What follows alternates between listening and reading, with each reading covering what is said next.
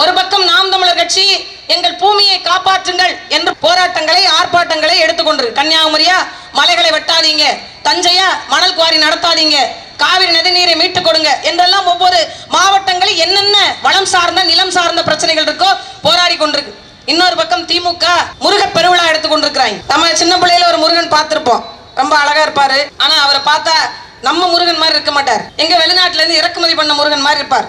பிறகு நாம் தமிழர் கட்சிக்கு வந்த பிறகு நான் ஒரு முருகனை பார்த்தேன், என்ன நெஞ்சு வெட்டச்சு ஒரு முருகன் நிக்கிறாரு அப்படின்னு சொல்லி. உண்மையிலேயே காட்டில் மலைகளில் ஏறி வேட்டையாடி பாதுகாத்த ஒரு பாதுகாவலன் எப்படி இருப்பானோ அப்படி அந்த முருகனை பார்த்தோம். இப்ப ஐயா ஸ்டாலின் ஒரு முருகனை வச்சிருக்காங்க அந்த முருக பெருவிழால. அது தெற்கையும் இல்லாம வடக்கையும் இல்லாம ஏதோ ஒரு ஆங்கிள் இருக்கு. இது இந்த முருகனா அல்லது அந்த முருகனா, அதாவது பாதி நாம் தமிழர் கட்சி பிரிண்ட் எடுத்து பாதி அந்த எக்ஸ் முருகனை வச்சு ஒரு கோஆபரேட் பண்ணி வச்சிருக்காங்க. அதுல என்ன ஏன் திடீர்னு இவங்களுக்கு இப்படி ஒரு சூழல் அப்படின்னு எனக்கு முன்னால் பேசிய மரியாதைக்குரிய என்னுடைய இளவல் சரவணன் வந்து இப்படி எல்லாம் உரையாற்றிருப்பார். தம்பி என்னைக்காச்சும் இவ்வளவு நீளமா இவ்வளவு நெடியதாளாக நம்ம முதலமைச்சர் பேசி பார்த்ததுண்டா தம்பி?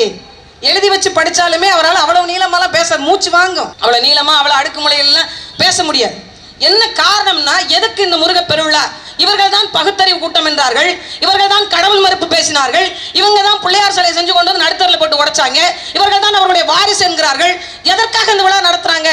ஏன்னா 100 விழுக்காடு இந்து என்று பாரதிய ஜனதா கட்சி தன்னை சொன்னியது. நாங்க 90 விழுக்காடு இந்து இருக்கிறோம் ஐயா ஸ்டாலின் சொல்லிட்டார்.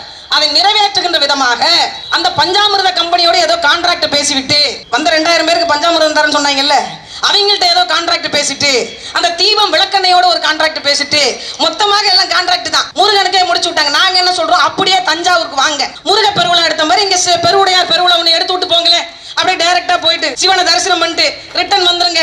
அமெரிக்காலாம் போறீங்க, இந்த பெருவுடையார் கோயிலுக்கு வரப்படாதா சாமி? என்ன அவ்வளவு என்ன பிரச்சனை?